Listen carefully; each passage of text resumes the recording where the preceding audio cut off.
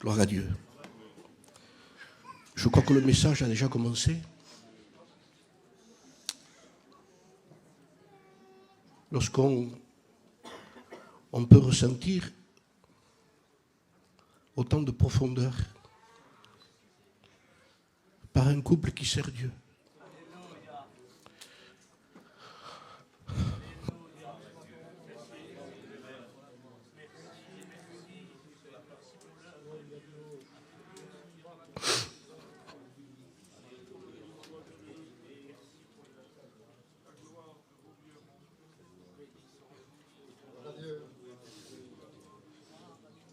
Excusez-moi. Mais j'ai été très touché dans mon cœur.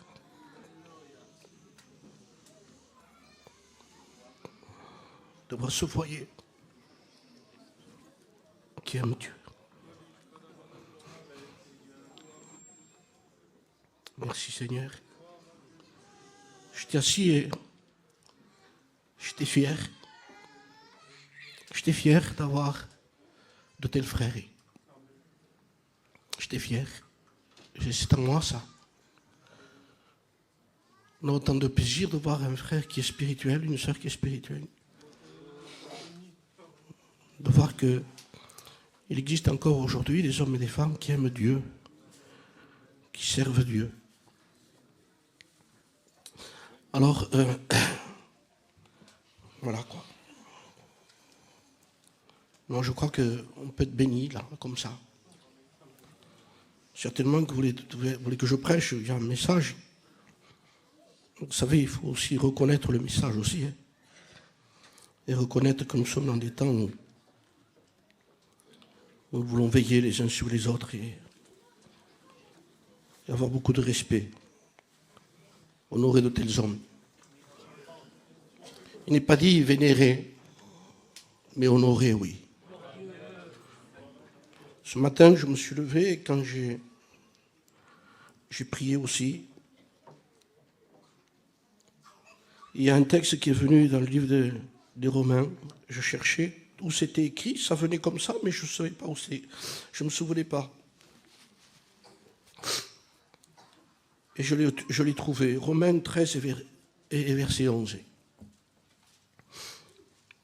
Vous savez en quel temps nous sommes. C'est ce qui est écrit. Vous savez en quel temps nous sommes. Je m'étais en train de me poser des questions. Paul disait, vous devez le savoir. Il faut que vous le sachiez. Et même il dira, je veux même pas savoir si vous ne le savez pas. Vous savez. Comme s'il dirait, je veux que vous le sachiez. Parce qu'il y a des choses qu'on ne doit pas être ignorant. On ne peut pas dire, je ne savais pas. Même ce mot-là ne sera pas une excuse devant Dieu quand le Seigneur reviendra. Même si on dit, je ne savais pas, Dieu dira, tu aurais dû savoir. Il y a trop de choses qu'on sait aujourd'hui qui ne sont pas utiles. Il y a trop de choses qu'on sait par rapport au modernisme. On connaît toutes les marques aujourd'hui. Je disais dernièrement, il y a une sœur chez nous. Vous savez, ce qui me touche le plus, c'est la simplicité aujourd'hui. C'est très difficile d'être simple. Il y a trop de fardage, il y a trop de maquillage, il y a trop de choses qui ressemblent à l'évangile et qui n'est plus l'évangile. Et je disais que cette sœur qui était dans notre église ne connaissait pas beaucoup sur certaines choses. Peut-être que je vous en ai parlé ici. Si vous lui aurez parlé de certaines marques, elle aurait dit « je ne connais pas ».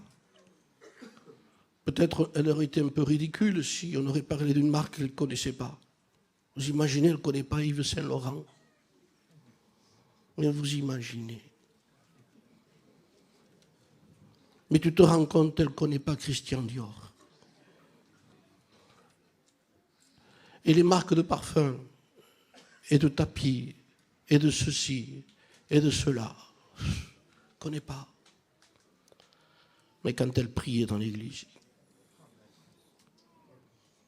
quand elle apportait sa prière, Elle faisait descendre Dieu.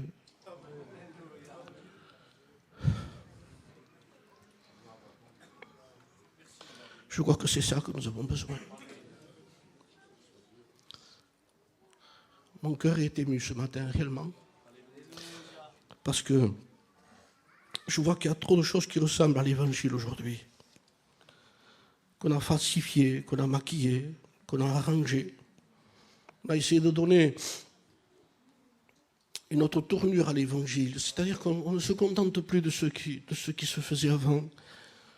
On aurait presque tendance à dire, mais c'est ancien ça. C'est ancien. Vous ne pourriez pas nous apporter un autre style? Sachons dire non, frères et sœurs. Sachons dire non. Je ne sais pas si vous vous souvenez de ce texte qui est dans Ésaïe 53. Qui a reconnu le bras de l'Éternel? Qui l'a reconnu? Et quand je lisais ce texte, je dis, Seigneur, ils ne t'ont pas reconnu. Il s'est élevé devant lui comme une faible plantée, comme un rejeton qui sort d'une terre desséchée. Et il n'avait ni éclat, ni beauté pour attirer nos regards.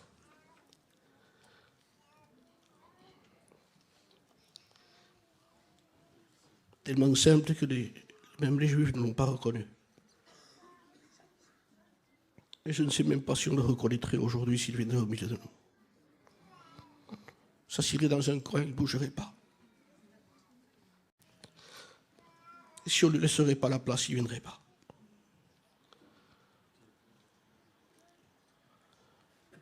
Je crois que nous avons oublié la simplicité à l'égard de l'Évangile.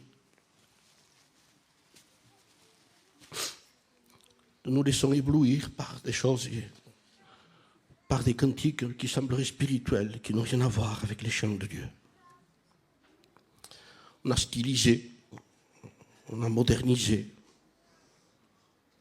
Si je dis ça ce matin, c'est pour faire un rappel que nous sommes des enfants de Dieu et que nous nous levons contre ça. Nous nous levons contre tout ce qui veut prendre la place de Dieu. Nous nous levons contre tout cantique, tout prédicateur qui voudrait que la gloire lui soit apportée. L'apôtre Saint Paul disait, nous ne nous prêchons pas nous-mêmes, nous prêchons Christ. Et il savait que Paul, que dans un temps, dans les temps que nous sommes en train de vivre aujourd'hui, on se prêcherait plus que ce qu'on prêcherait Jésus. On parlerait plus de nous que de lui. Et Paul, quand j'ai lu l'histoire de Paul, quand je lisais Paul, quand je lis Paul, il voyait un obstacle même à son savoir. Il avait peur que son savoir, que son intelligence, qui était dans la loi, il connaissait les choses de la loi, mais il disait, moi, quand je suis venu parmi vous, je suis venu tout tremblant.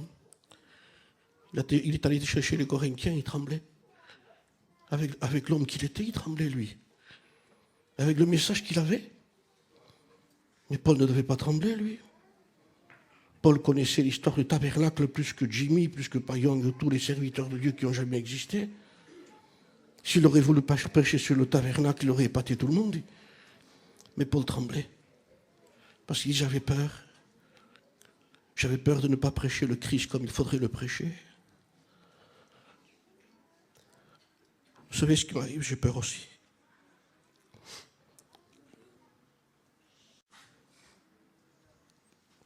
Parce que nous n'avons pas le droit de le prêcher autrement que comme il doit être prêché.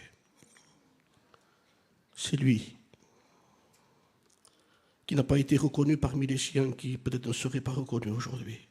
Certains prédicateurs, on ne les inviterait même plus aujourd'hui. Ils sont dans l'ombre, on ne les connaît pas.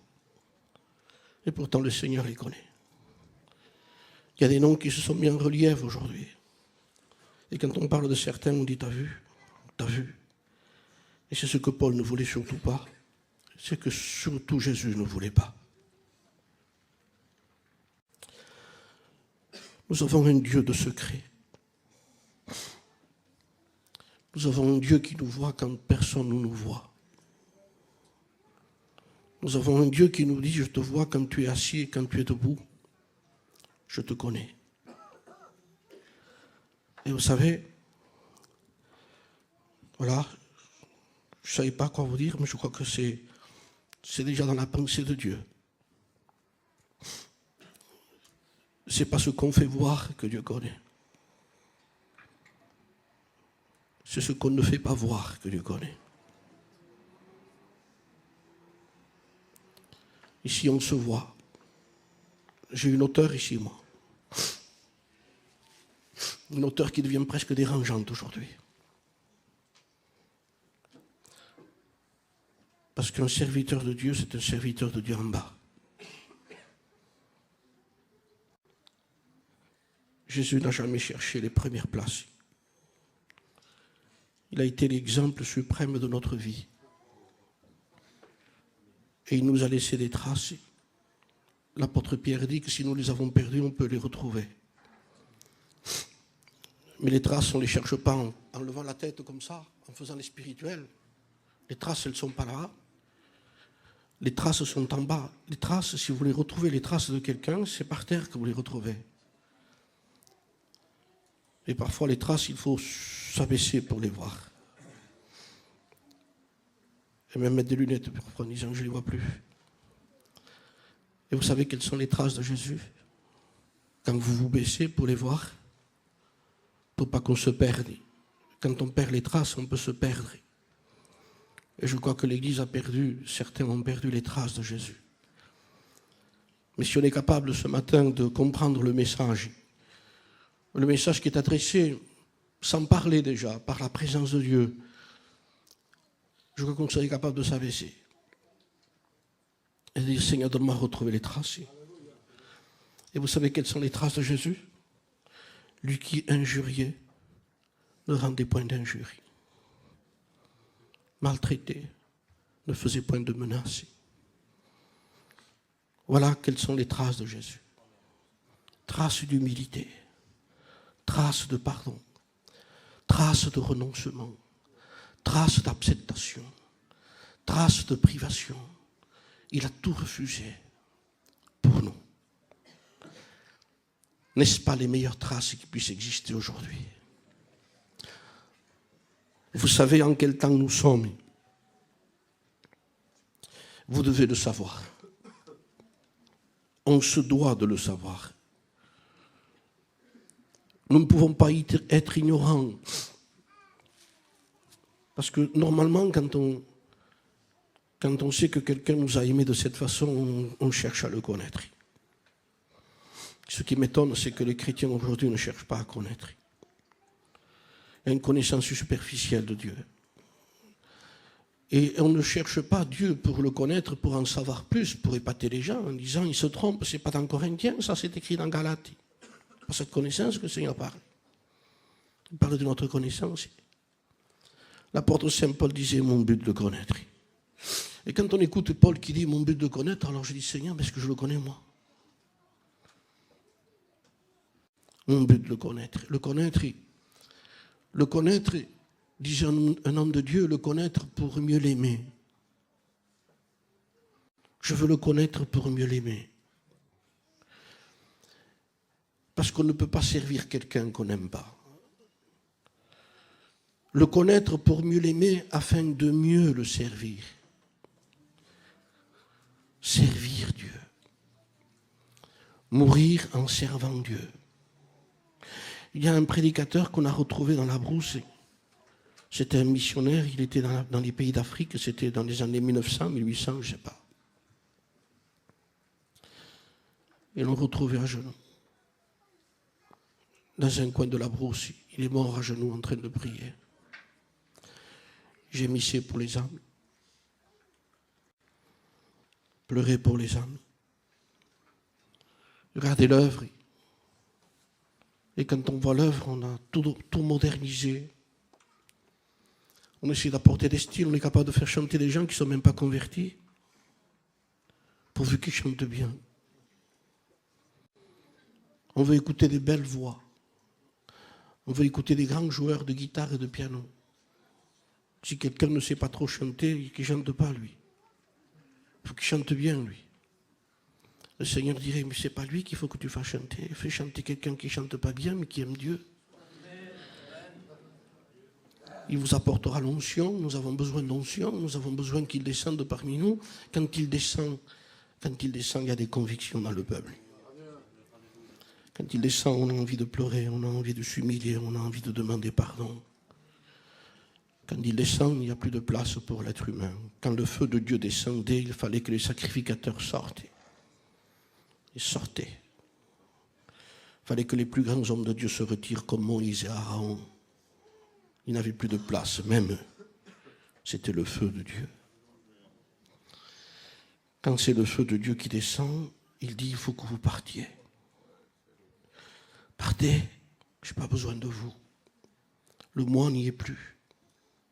La personnalité n'y est plus.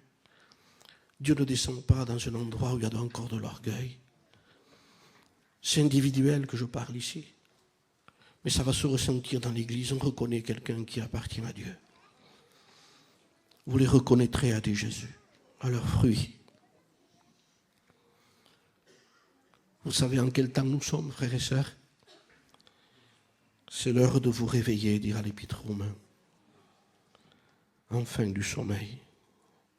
Sommeil, c'est quelque chose qui nous prend sans qu'on aperçoive. Le sommeil, c'est quelque chose de spécial. Hein? On ne s'aperçoit pas qu'on s'endort.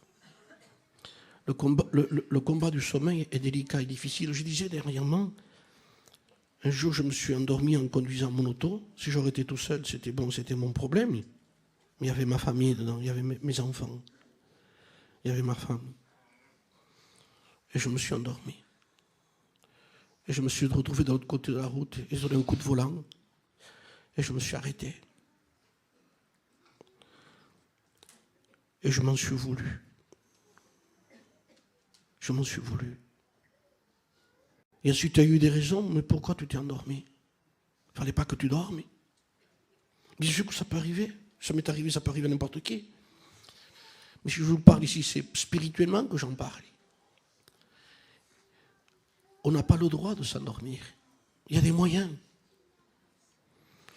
faut s'arrêter. Il faut marcher. Quand on sent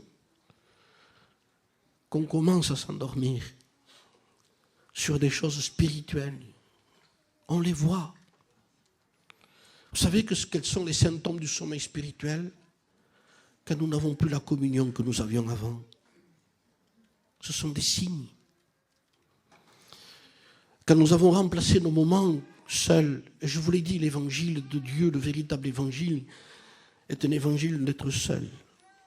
Tout ce qui se fait en public, il faut le faire. Il y a des choses que nous sommes obligés de faire devant les gens, bien entendu, sinon on ne pourrait pas prêcher, ni chanter, ni prendre la Sainte Seine ensemble. Mais ce ne sont que les conséquences de notre vie tout seul. Il ne faut pas oublier que le Seigneur a dit que Dieu est un Dieu de secret. Ton Père qui est dans le secret te voit. Et je disais que c'est tellement difficile de ne pas faire savoir ce qu'on fait. Vous avez remarqué ça? Quand tu fais une aumône, il disait qu'ils ne sont pas de la trompette comme un pharisien qui le fait savoir à tout le monde. Mais quand tu fais une aumône, il dit, quand tu fais quelque chose pour l'œuvre de Dieu, il dit que ta main gauche ne sache pas ce que fait ta droite. Que le corps ne le sache pas. Main gauche, main droite, c'est le corps de Christ. Ne le fais pas savoir. Il dit, vous imaginez, mais il faut bien qu'il le sache, ça appartient à moi. Il dit non, tu n'as pas besoin de le faire savoir. Parce que si tu le fais savoir, tu reçois ta récompense, puisque les gens vont dire que tu es quelqu'un d'extraordinaire. Et on cherche plus la gloire des hommes aujourd'hui que la gloire de Dieu. Ils aimèrent plus la gloire des hommes, dira la parole de Dieu, que la gloire de Dieu. Vous savez dans quel temps nous sommes. Et je prêche les temps que nous sommes en train de vivre aujourd'hui.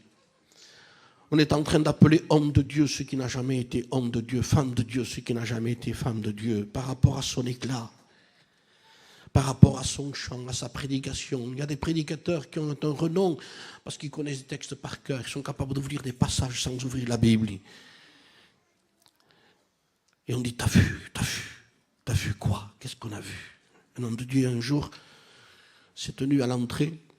C'était un homme un vieux de l'église, et le pasteur qui avait prêché s'est mis devant pour serrer la main aux gens. Vous savez comment ils font, les sédentaires? Et il serrait la main aux gens. Et ensuite, il a serré la main à ce vieux chrétien-là. Et il a demandé, qu'est-ce que tu en penses du message? Et l'homme de Dieu l'a regardé, le vieux chrétien. Et cet homme m'a dit, j'ai entendu le tonnerre, j'ai vu l'éclair, il dit, mais je n'ai pas vu la pluie. Et il semblerait qu'aujourd'hui, par rapport au tonnerre et aux éclairs, on dit qu'il est l'homme de Dieu, mais il n'y a pas de pluie. On a besoin d'eau spirituelle, d'eau qui descend sur nous. La pluie se ressent, vous savez. Quand la pluie tombe, on est mouillé. On a besoin d'y voir clair, on a besoin de ne pas s'endormir. S'endormir, on ne s'en aperçoit pas. On ne s'en aperçoit pas quand on dort. Il est l'heure de vous réveiller. C'est l'heure, c'est l'heure. Parce que ça peut arriver de s'endormir. Il ne faut pas que nous rentrions dans un domaine non plus. Les 10 vierges se sont endormies. 5 étaient sages, 5 étaient folles. On aurait pu dire qu'il n'y a que les folles qui vont dormir. Les sages aussi se sont endormis. Mais elles avaient quelque chose dans leur cœur. C'est que quand elles ont entendu la voix, voici l'époux, elles se sont réveillées. Elles avaient des réserves. Elles aimaient la vérité. Vous savez, ce qui va vous protéger aujourd'hui, c'est que vous aimiez la vérité. Et il ne faut pas aimer la vérité pour les autres, il faut aimer la vérité pour soi-même. Il faut aimer la vérité, notre propre justice à nous-mêmes. Vous savez, parfois, on n'est plus juste chez les autres. Il faudrait qu'il fasse ça, lui. Pourquoi il ne fait pas ça comme ça, lui? Ah, combien de justice on voudrait parmi les autres et chez nous, chez toi, dans ton cœur. On est plus sévère chez les enfants des autres. Tu as vu ce qui fait le fils de l'autre, la fille de l'autre, et chez toi. Chez toi. Vous avez remarqué que ce qui nous appartient à nous ne fait moins de bruit que les autres toujours? C'est les enfants des autres qui font plus de bruit. On ne voit pas le mal chez nous. Jamais. Le Seigneur dit, si votre justice ne surpasse pas celle des scribes et des pharisiens, vous ne rentrerez pas dans le royaume des cieux. C'est l'heure de vous réveiller afin du sommeil. Et je crois que nous avons des frères aussi autour de nous qui nous permettent de nous réveiller, vous voyez. Il y a des messages, on peut reconnaître que parfois il y a des coups qui nous sont donnés aux côtés. Je me souviens de Pierre dans la parole de Dieu qui était en prison. Il dormait profondément. C'était un sommeil de confiance qu'il avait, lui. Ce n'est pas le sommeil des païens, ni des rétrogrades, lui. Il savait que demain, il passait un jugement, il allait mourir, il dormait profondément. Je n'aurais pas dormi de la nuit, moi.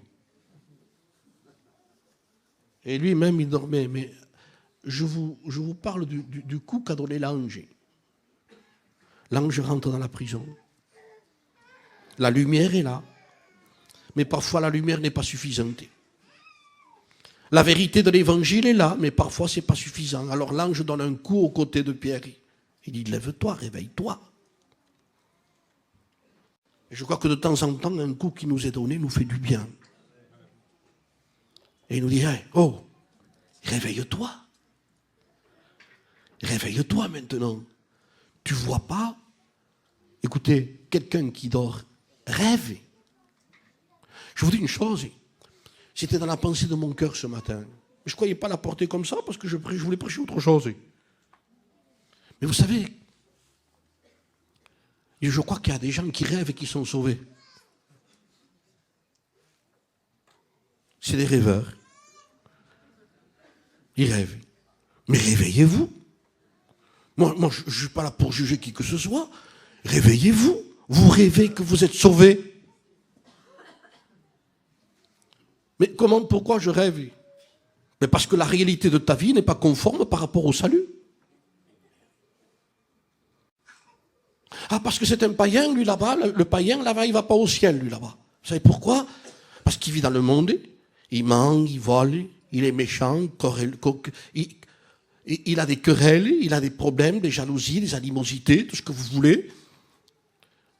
C'est un païen, lui. Et si le Seigneur vient, il est perdu. Mais moi, ce n'est pas pareil. Nous, ce n'est pas pareil. Ce matin, je m'adresse au peuple de Dieu, j'ai le droit de le dire. Nous, on est baptisés. et on prend le culte. Mais tu es coléreux comme lui, tu es méchant comme lui, tu es rancunier comme lui, tu es jaloux comme lui.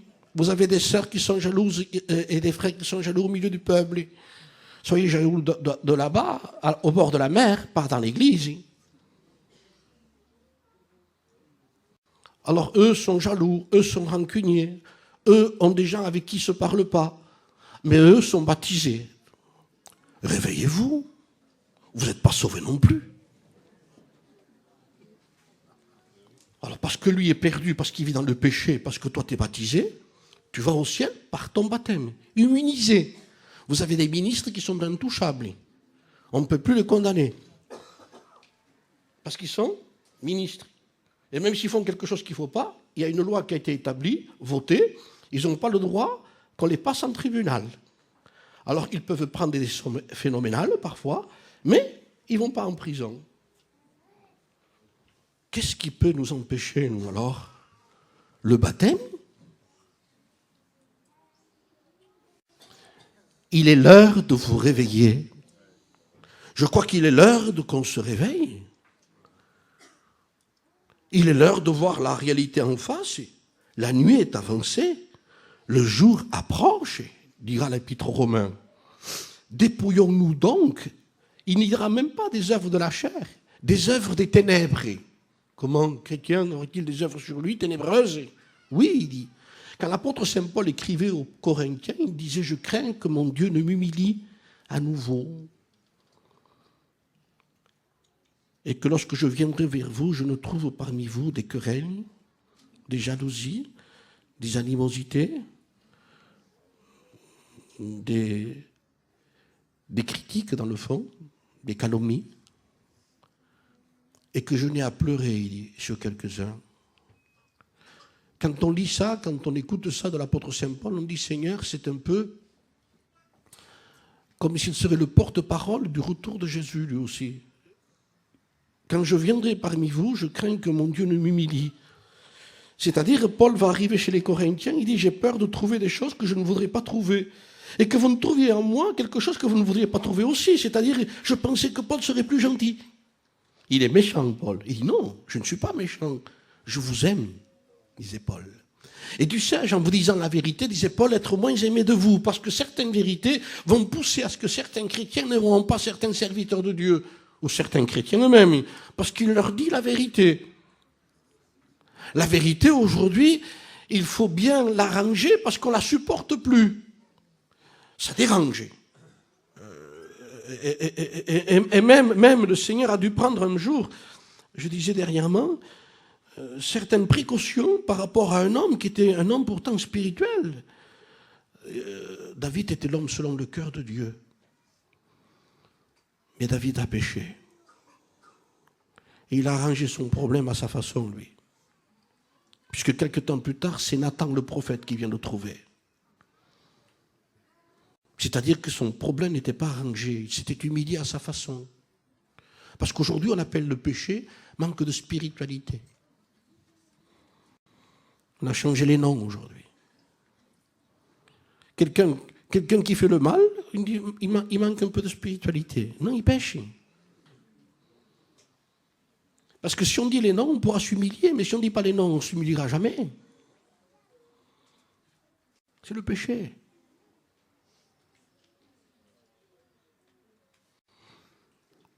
Et David avait rangé son problème à sa façon, lui. Il avait fait tuer quelqu'un, il avait pris sa femme. Même pas qu'un. Quand on lit l'histoire, on dit qu'il a fait tuer plusieurs hommes en plus. Et ça y est, c'est arrangé. On va à la réunion, on prend sa scène, tranquille. Mais un jour, Dieu envoie un prophète. Et une parole de Dieu vient. Et il lui explique une histoire qui ne le concerne en réalité, qui n'est pas directe sur lui. On dirait que l'histoire ne le concerne pas. Il prend l'histoire de quelqu'un. Et il lui explique, Nathan, par la voix de Dieu, il dit qu'il y avait un homme qui avait plusieurs brebis, et il y avait un homme qui avait qu'une seule brebis. Il a fait tuer la brebis qui était seule, et il se l'a apprêtée pour lui. Et David écoute cette histoire, il est le roi d'Israël. Et lui, ces choses-là ne levaient pas chez lui. mais plutôt il ne le veut pas chez les autres. Il y a des choses qu'on ne veut pas chez les autres et qu'on ne s'est pas aperçu qu'ils rentrent chez nous. Alors il lui explique l'histoire de quelqu'un, parce que quand on explique l'histoire de quelqu'un, on est plus capable de juger que si on nous dirait directement à nous. Alors il lui explique quelque chose d'autre. Il a fait ça et ça et ça, il a tué quelqu'un, il a tué une brebis, et il se l'est apprêté pour lui. Cet homme chez moi, un tel homme mérite la mort. Bien d'accord, ça y est, c'est fait, donc j'attendais de ça de toi. Tu n'es pas d'accord avec ça, toi? Ah non, non, non, pas du tout. Pas chez nous, pas dans l'église du Christ, pas chez nous. Il dit, c'est toi, il dit, cet homme-là. Et vous savez, quand c'est comme ça, là, alors il y a de quoi trembler. Et je crois qu'aujourd'hui, on a envie plus d'écouter les choses chez les autres que chez nous. Et je disais dernièrement, combien de fois j'ai prêché dans certains endroits, et quand on dit certaines vérités, combien de fois j'ai vu des gens bouger la tête comme ça. Et ils bougeaient la tête pour les autres, parce qu'ils se connaissent dans l'église. Et il fait ça, eh bien mon ami. Et il y en a qui disent merci Seigneur pour ce qu'il vient de dire ce pasteur ce matin, parce qu'il en avait besoin, crois-moi.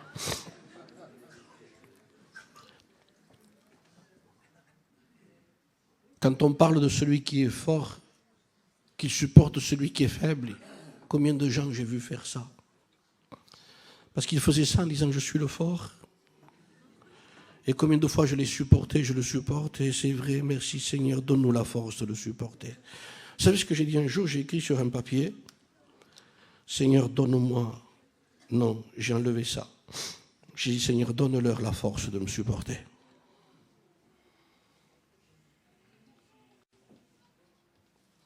Donne-leur la force. Parce que quand tu bouges la tête, quand tu es le fort, toi, que tu fais ça, en pensant à quelqu'un, celui qui est derrière toi, à qui tu penses, lui aussi fait ça. Parce qu'il pense à toi.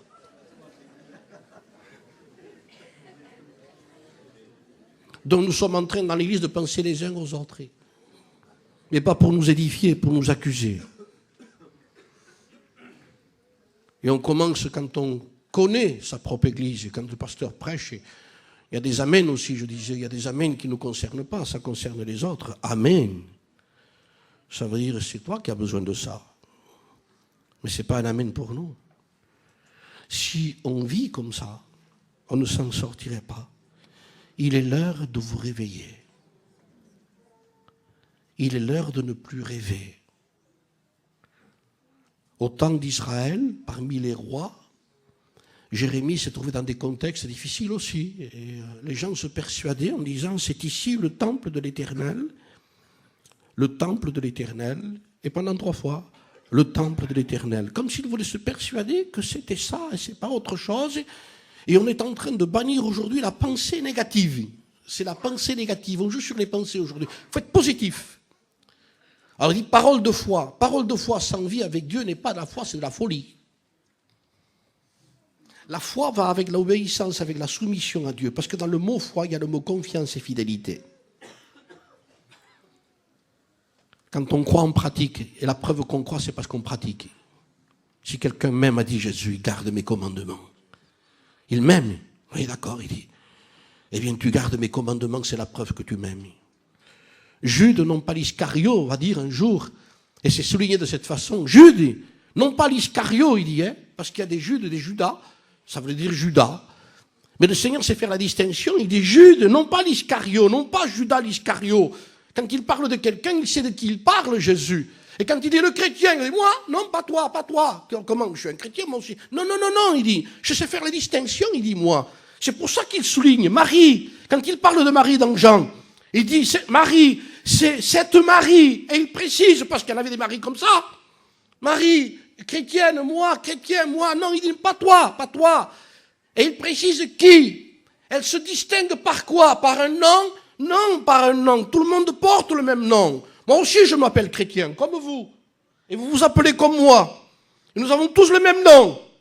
Mais quand il est question que Dieu fait une précision chez quelqu'un, il sait pourquoi il l'a fait. Parce qu'il la connaît dans le secret de sa vie. Il dit, non pas toi, elle, Jude, non pas l'Iscario, non pas Marie, mais cette Marie qui, lorsque Jésus est rentré, il dit, elle a offert du parfum. Il la distingue, le Saint-Esprit, par l'offrande qu'elle a fait, par le don qu'elle a fait. Pourquoi elle est distinguée? Parce que Marie vient vers Jésus, non pas pour recevoir, mais pour apporter. Et ces gens-là se distinguent aujourd'hui. C'est rare qu'on ne vienne pas vers Jésus pour recevoir. Bénis-moi, garde-moi, sauve un tel, fais ceci, fais cela. Et venir sans rien demander. Vous connaissez l'histoire de Butler? Un grand homme de Dieu qui a existé dans notre temps. Butler, un jour, s'est mis à part. Il a dit, je vais me mettre à part. Sa femme le connaissait. Et il disait, voilà, je me loue une chambre d'hôtel et je ne bouge pas. Alors sa femme ne se faisait pas de soucis, savait que Butler cherchait Dieu. Alors il s'est enfermé dans sa chambre, en haut d'un hôtel. Il a commencé à prier. Et il lui a dit à Dieu, dans sa prière, je suis là, Seigneur. Je ne te demande rien. Je viens pour toi. Je viens te rencontrer, je ne te demande rien. C'est moi qui viens te voir, je ne te demande rien, je suis là pour toi. Et au bout d'un moment, je ne sais pas si ça a été un jour ou deux, Butler a ressenti de l'eau sur sa tête. Il a regardé en haut s'il n'y avait pas une gouttière. En haut. Il se remet en prière à nouveau, il ressent à nouveau de l'eau sur sa tête. Il fait ça, et le Saint-Esprit lui parle. Il dit, Butler, ne cherche pas, il dit, c'est pas de l'eau qui tombe, ce sont mes larmes que tu ressens.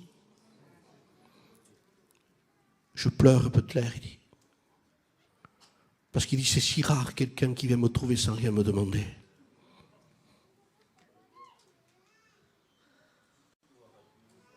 Je peux me tourner vers tous ici ce matin et je me regarde aussi.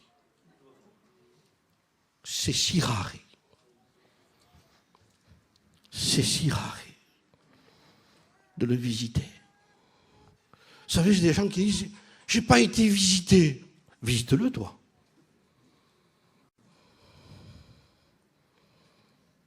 Vous croyez que c'était mon père qu'il fallait qu'il vienne me voir quand il était vivant? C'était moi qui allais toujours vers mon père.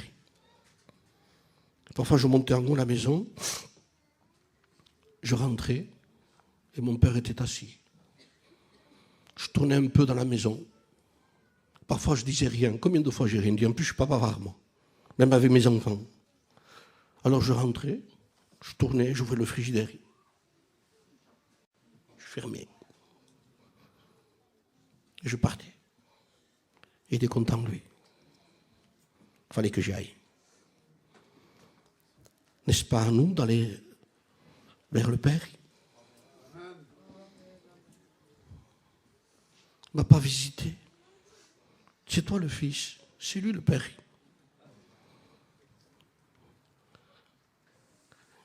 Je ne sais pas s'il y a des choses qui vous parlent ce matin, mais je vous dis que la nuit est avancée. Le jour approche. Le jour approche. Sur un état de sommeil, je bénis Dieu ce matin parce que la Bible dira, il y a un texte qui dit, tenez-vous en éveil par des avertissements. Vous êtes responsable d'avertir quelqu'un. Vous savez, aujourd'hui, on a peur de certaines vérités. Vous savez pourquoi? Parce qu'on a peur de vexer, parce qu'on a peur de ceci, on a peur de cela. Et les réunions tournent plus vers les émotions que par les vérités. Aujourd'hui, il y a des réunions d'émotions, presque, je dirais. Alors on dit, quelle bonne réunion, t'as vu quelle bonne réunion, on s'est levé, on a loué. On a loué, oui. Qu'est-ce que la véritable louange? On a ressenti, qu'est-ce que véritablement ressentir? Et aujourd'hui, ça se consiste à ça. Dans certains endroits, on ne voit que ça. Alors on cherche des réunions spectaculaires un peu. C'est pour ça que nous sommes en train de prêcher, pour nous tenir en éveil, pour nous protéger. Ça n'a rien à voir avec ça. Ça n'a rien à voir avec les émotions, avec les sensations, avec les frissons. C'est un Dieu de vérité. C'est un Dieu qui parle au cœur. Alors imaginez qu'aujourd'hui, il y a des réunions qui sont un peu... Louons Dieu, soyons positifs, mais s'il n'y a pas en bas de la réparation, qu'est-ce que la louange? Je vous dis ce matin ce que j'ai dit dans une église il n'y a pas longtemps, j'ai fait une mission. Je dis, quand on cherche à mettre de la louange sur une vie de désobéissance, qui n'est pas conforme à Dieu, où on sait qu'il y a des choses qu'il faut réparer devant Dieu, qu'il y a des choses que nous avons faites qui ne sont pas conformes aux choses que nous avons perdues, il y a des choses que nous avons perdues de Dieu, notre vie intime, notre vie de méditation de la parole de Dieu. Nous avons oublié ces choses-là et on vit sous apparence de réunion. Quand on met de la louange sur une vie de désobéissance, voilà ce que j'ai dit à une certaine église. Et je vous donne une image comme je l'ai dit. On est capable de mettre de la chantilly sur un gâteau qui est pourri. Chantilly. Vous avez vu les coupes de chantilly? Et le gâteau dessous, il est passé. Mais on peut se manger tout sans s'en apercevoir. Parce qu'il y a beaucoup de chantilly dessus. Il ne faut pas que la louange soit de la chantilly qui fasse oublier que le gâteau ne vaut plus rien. Aujourd'hui, il y a des réunions de louanges. Louons. Méfiez-vous de ça. Parce que la véritable louange pour Dieu, c'est un cœur contrit et humilié.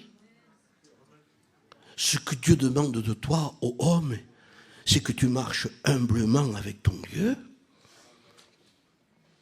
Parce que la vraie louange n'est pas « je te loue ». Non, c'est ce que les gens disent de toi. La vraie louange, c'est quand toi tu n'y es pas. Et que les gens parlent de toi. Et ils disent, mais toi tu ne l'as pas entendu, mais de toute façon tu n'as pas à l'entendre toi. C'est pas utile que toi tu l'entendes, ça c'est le pharisianisme.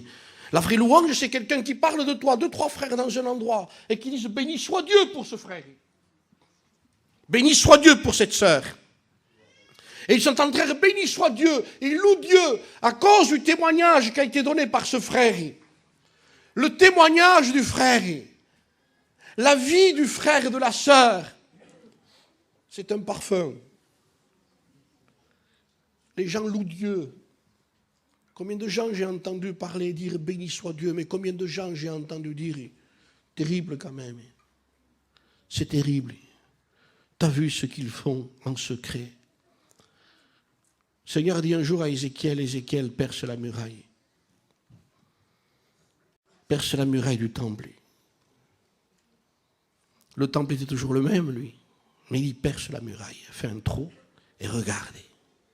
Et je vais te montrer ce qui se passe à l'intérieur. Que la parole de Dieu perce la muraille ce matin. Qu'elle perce la muraille de nos cœurs. Mais ce n'est pas pour nous condamner. L'apôtre Saint Paul ne parlait pas pour juger. Il disait, mon ministère n'est pas pour condamner, ni pour juger. Il est pour relever. On pourrait s'apporter la louange en ayant un bon style de prédication, de réunion. Et on dit béni soit Dieu, mais là c'est pas au-dessus qu'on est en train de traiter, on est en train de traiter au-dessous. Parce que ce qui fait la vraie maison, sur les 2 maisons que Jésus a parlé, c'est pas la bâtisse au-dessus. Il dit c'est ce qui est passé d'abord dessous. On dirait que dessous c'est pas trop intéressant, c'est pas trop important. On dirait que presque ça sert à rien aujourd'hui. Une belle maison, voilà. 2 fenêtres, une cheminée, belle maison, belle couleur, les volets verts, belle maison, belle apparence. Mais il dit, écoutez, les vents vont souffler. Vous savez, moi je ne fais pas le prophète, je ne l'ai jamais été. Je n'en ai pas besoin, à part que Dieu le voudrait. Mais la parole de Dieu est suffisante pour nous dire en quel temps nous sommes. Nous sommes dans un temps où ça ne peut pas aller mieux. Ça ira pas mieux. Les gens croient que par rapport au matériel, on est bien matériellement, c'est que ça va. Ça ne veut pas dire que tu vas spirituellement quand tu vas bien matériellement. Il y en a qui leur vie spirituelle dépend de leur matériel. Si le matériel va bien, gloire à Dieu. On se sent bien avec Dieu. Hein? On est bien. Ah bon, d'accord. Alors qui c'est gloire à Dieu ou gloire au matériel? S'il y a du matériel, béni soit Dieu, moi je ne suis pas contre. Béni soit Dieu pour ceux qui peuvent avoir. Je ne traite pas ce sujet ce matin. Béni soit Dieu pour ceux qui ont. Je peux avoir une main pleine et une main moins pleine. Mais le mot c'est j'ai. Écoutez bien pourquoi je vous dis ça. j'ai, eh bien ça veut dire que je peux lâcher quand je veux. Si Dieu me dit de lâcher parce que ça entrave ma vie spirituelle, je lâche. Oui ou non? Mais quand on ne peut pas lâcher. Mais pourtant, il dit, j'ai, non? Ouvre la main. C'est moi qui ai, je suis patron, moi. Hein? T'es patron de quoi? Ouvre la main. Ouvre la main, voyons. Oui, mais ça va tomber tout ça. Ah, tu vois. Donc tu n'as pas. Il t'a eu. L'homme est esclave de ce qui a triomphé de lui. Pas un problème d'avoir. Le problème, c'est quand les choses nous ont à nous. Je crois qu'il est l'heure de nous réveiller. Oui ou non? Vous n'avez pas vu ce qui se passe partout, chez nous, partout? Vous avez vu le témoignage qui sont donnés par les frères, les anciens, ce qui s'est passé avant? Priez. Vous avez vu les réunions de prière aujourd'hui? Je ne sais pas si chez vous c'est comme ça. Au culte chez nous, c'est plein. Autant qu'ici. Pourtant, Béziers, c'est pas grand. Hein.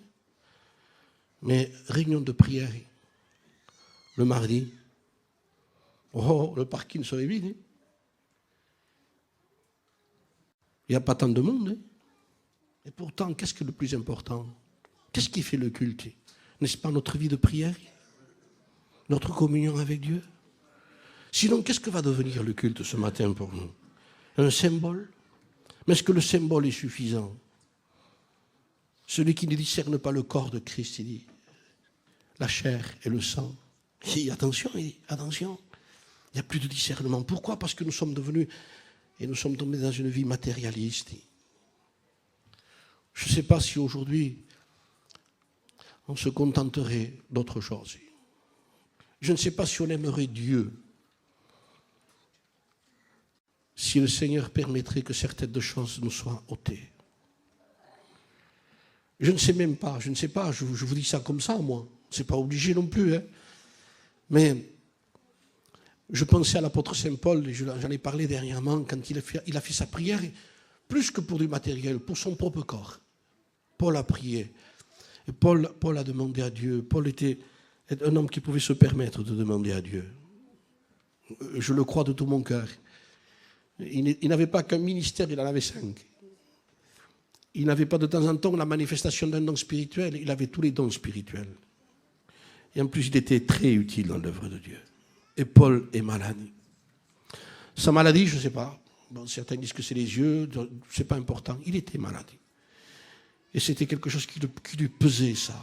Et il a prié, il dit 3 fois le Seigneur. 3 fois. C'est que Paul voulait s'en débarrasser quand même, oui ou non? C'était compréhensible, ça. 3 fois, et priez comment, vous? Délivre-moi de ma maladie. Je ne sais pas le temps qu'il devait passer devant Dieu, moi. En intercédant et en pleurant, 3 fois, il dit, 3 fois. 3 fois, j'ai prié le Seigneur. Et vous ne pouvez pas vous imaginer ce que ça m'a touché, ce passage de Paul. Quand il dit, 3 fois, j'ai prié le Seigneur et il m'a dit. Et quand j'ai lu, et il m'a dit. Et il m'a dit, ça veut dire qu'il m'a répondu. Mais il était heureux que Dieu lui réponde. Alors on va dire, Paul, ça y est, t'es guéri alors? Non, il m'a dit, c'est ça le principal pour moi. Il m'a dit, et qu'est-ce qu'il t'a dit, Paul? Ma grâce te suffit. Je ne sais pas si la grâce de Dieu est suffisante aujourd'hui. Je ne sais pas. Je ne sais pas si on se contenterait d'être un chrétien en vivant sous les ponts. Je ne sais pas. Je ne sais même pas si on se contenterait d'être un chrétien en étant malade. Je ne sais pas. Je ne sais pas. Je ne sais pas. Je ne sais pas. Ce que je sais, c'est que lorsque Pierre et Jean sont arrivés au temple à l'heure de la prière, ils ont dit, nous n'avons ni or ni argent, mais ce que nous avons. Et un homme de Dieu disait, aujourd'hui, on pourrait dire, nous avons de l'or et de l'argent. Mais nous n'avons pas. Nous n'avons pas. Nous n'avons pas quoi? Assez de force pour te sortir de ton problème.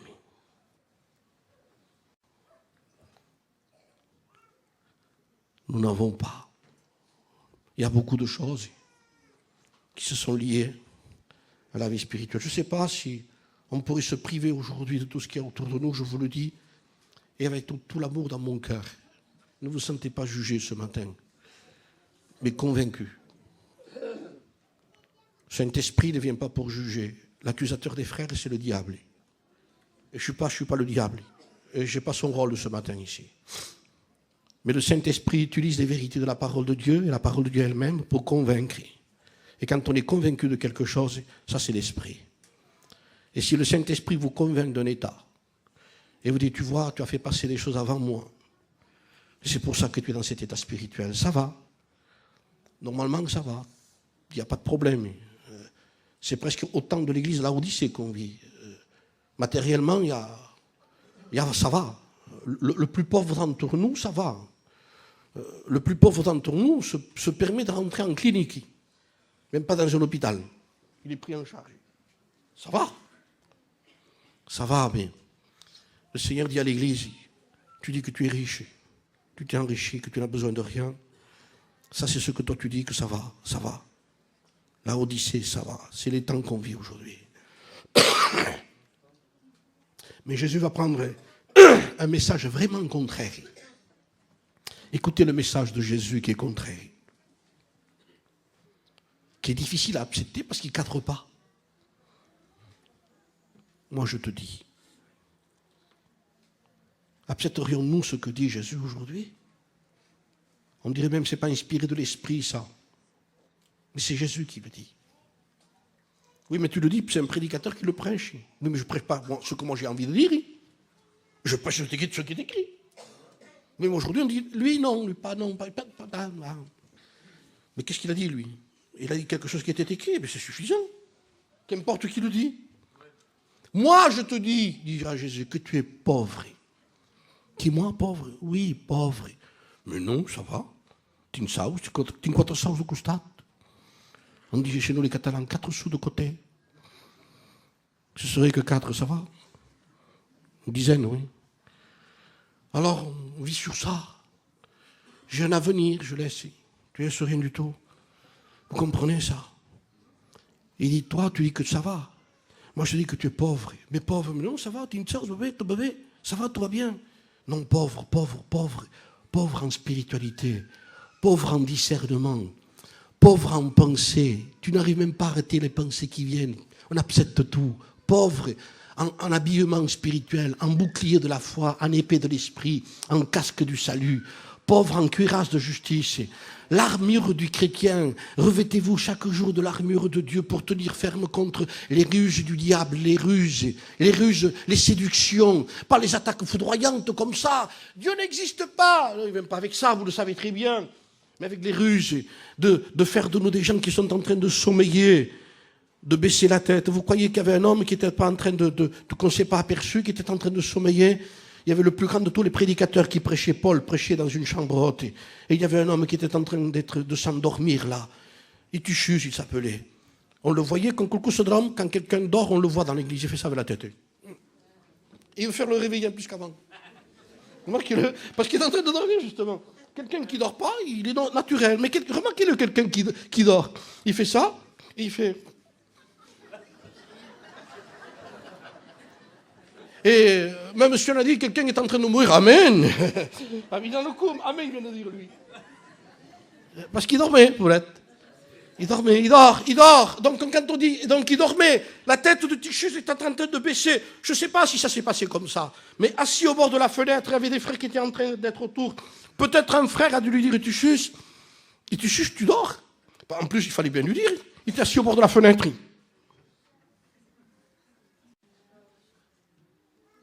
Je ne sais pas si on aime ces conseils.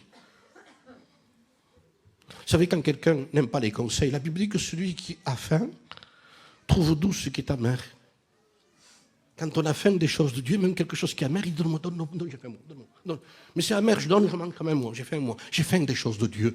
Mais quelqu'un qui est rassasié, il dit, message, connaissance, faites venir le pasteur Intel, faites venir le missionnaire de là-bas. Merci Seigneur pour tous les ministères, je prêcherai contre moi ici, puisque je prêche ici. Mais ce n'est pas la solution, ça. La solution, ce n'est pas de faire des frais pour tromper, en un mot, pour se tromper soi-même par des faux raisonnements.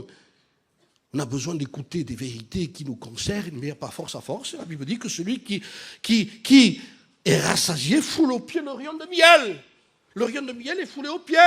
Il n'en veut pas. Il n'y a rien qui intéresse après. Ou alors, pour que ça bouge un peu, il faut une parole qu'on n'a jamais entendue. Qu'est-ce qu'il va dire le prédicateur là? Ça, j'ai jamais entendu. T'as jamais entendu ça, je suis loin. C'était beau ce qu'il a dit. Hein. Voilà sur ce qu'on vit aujourd'hui. On va écouter des choses qu'on n'a jamais entendues. Que Dieu nous aide. Et tu es en train de dormir, peut-être ils l'ont dit, je ne sais pas. Mais le sommeil l'a pris, l'a attiré vers le bas. Vous savez pourquoi il a dormi? Moi je dis ça, pourquoi il a dormi? Vous savez pourquoi il a dormi? Parce qu'il était assis au bord de la fenêtre. Il avait une oreille dans l'église, une oreille dehors. Et vous avez des chrétiens qui sont en train de s'endormir parce qu'ils écoutent l'église, ils écoutent le monde. Et ça les endort. Et ils ne tomberont jamais du mauvais côté. Hein. Il aurait pu très bien tomber dans l'église quand même, non? Puisqu'il était moitié-moitié. Mais non, le diable dit, ça c'est à moi. Hein. Et il le tire vers en bas. Quand quelqu'un est partagé, il n'appartient pas à Dieu. Il aura plus tendance, l'ennemi, à dire, ça c'est à moi. Mais pourtant, Dieu peut dire, mais moi j'ai la moitié là. Non, toi tu es un Dieu jaloux, tu ne partages rien. Mais moi je ne suis pas jaloux. Moi je ne suis pas jaloux. Même s'il va avec toi, il va un peu avec moi. De toute façon, je ne l'aime pas. Donc il est pour moi. Et Dieu dit, tu as raison. Parce que moi je suis jaloux, je ne partage pas. Alors si quelqu'un ici ce matin ne voudrait pas partager, dites-le. Je ne partage plus. J'appartiens à Dieu. C'est mon Dieu. Il est l'heure de vous réveiller. Car le salut est plus près de nous maintenant que lorsque nous avons cru. Le soir est sur son déclin. La nuit se termine. Le jour approche. Quel jour? Mais qu'attendez-vous, disait le prophète, du jour de l'Éternel? Parce qu'on attend le jour de Dieu, nous. Ah, Jésus, tu reviens. Vous savez quand est-ce qu'on veut qu'il vienne, Jésus? Quand on a des problèmes. Ah, Seigneur, viens, va. T'as des soucis? C'est vrai ou pas? Viens, Jésus, viens. Viens. Ces enfants nous font mourir. Viens nous chercher. Même parfois, on a dit, Boudry, c'est mort. Il y en a qui l'ont dit ça. Tellement de soucis, il n'y a pas où. Il y en a assez. On voudrait mourir. Mais ce n'est pas vouloir le retour de Jésus, ça c'est être débarrassé de nos problèmes. Le retour de Jésus, ce n'est pas ça. C'est quand quelqu'un dit, quand tout va bien, viens Seigneur. Qu'est-ce qu'il dit? Tu veux aller, on est bien là? Réunion, mission, cantique, la nouvelle église qu'on a, le parking. Hein, Julo? Il faut profiter quand même du parking. On a tout ce qu'il faut. En plus, attendez. Il y a des projets de cet été. Cet été, on part avec un groupe électrogène. Hein? J'ai dit ça parce que je l'ai vu dans les retraites spirituelles. Il y a des prospectus qui sont donnés. Je l'ai vu, moi je suis sédentaire, donc je ne me sens pas concerné. Hein. Donc ils viennent avec des prospectus. Départ. Le départ, il y a écrit mois de mai, telle mission, tel endroit, et au-dessus a écrit groupe électrogène et eau. Bon, merci Seigneur. C'est vrai, on n'est pas des sauvages quand même. Mais quand même, c'est le groupe. Mais quel groupe? Est-ce qu'on suit le groupe spirituel ou le groupe électrogène? Je crois qu'on a besoin de s'y voir dans la simplicité des choses.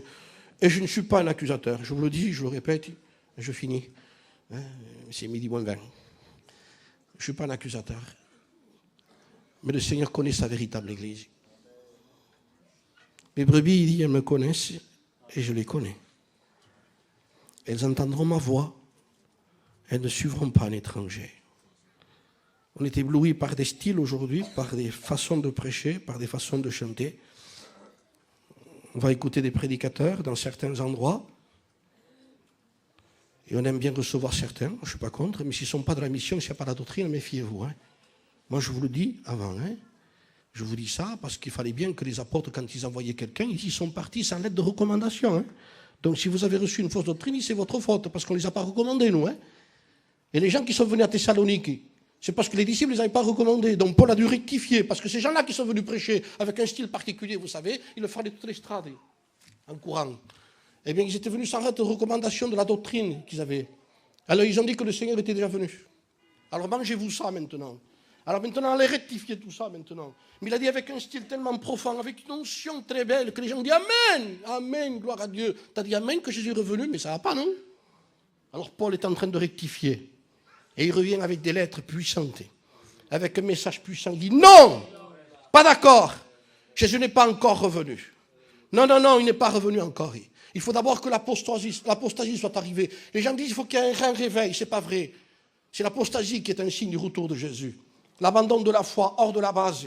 À côté, ça veut dire pas croire en Dieu, non, non, être à côté des choses de Dieu. Être à côté des choses de Dieu, c'est la ruse la plus grande qu'il puisse y avoir parmi le diable. Il veut que nous soyons à côté.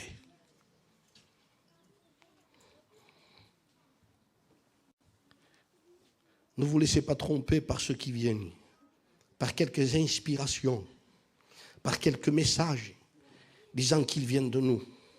Attention avec ces styles qui viennent aujourd'hui, ces émotions, ces choses qu'on dit. Je disais dernièrement, les prédicateurs qui viennent avec des discernements particuliers, qui ressentent toujours, je vois. Ils disent, je vois. Je dis, mais ils ont oublié leur Bible, ils ont pris une boule de cristal, ces gens-là. Je vois. Qu'est-ce qu'ils voient? Alors il y a quelqu'un ici parmi nous qui souffre. Moi aussi je souffre, tout le monde souffre. Quel discernement il a, hein? Quel prophète. Tout le monde souffre. Si je fais lever quelqu'un, je dis, tu ne souffres pas, ma soeur, pour des problèmes particuliers? Tes enfants, ton mari, ton problème? Oui, frère. Alors, je n'ai pas de discernement. Je ne suis pas prophète. On vit dans ces temps-là. Alors, il y en a qui disent, bon, encore, c'est pire, d'autres, les prophètes qui viennent là. Parce que ce ne sont pas des gens qui ont été recommandés par la doctrine de la mission, ça. J'insiste sur ça. Et ils font ça. Toi, pointe du doigt un jeune comme ça, dans une église qu'ils ne connaissent pas. Seigneur me révèle que tu as l'appel. Tiens, le pasteur est assis, lui, il bouge. Je dis, qu'est-ce qu'il dit? Qu'est-ce qu'il dit? Il y a longtemps qu'il me fait la guerre, lui, justement, il n'a pas un témoignage pour ça. Et je le combats, lui, je le combats. Je le combats parce que je sais qu'il n'a pas l'appel. C'est lui le pasteur. Mais l'autre, pour son style, pour se mettre en avant, il dit, j'ai un discernement. Et il dit devant tout le monde qu'il a l'appel. Si ce serait vrai, ça, il peut faire autrement. Il ressent quelque chose parce qu'on peut le ressentir aussi. Hein. C'est vrai. Vous savez quel est le style légal de la doctrine? Je ressens quelque chose. Je dis rien, moi, je ne fais pas le prophète avec le doigt.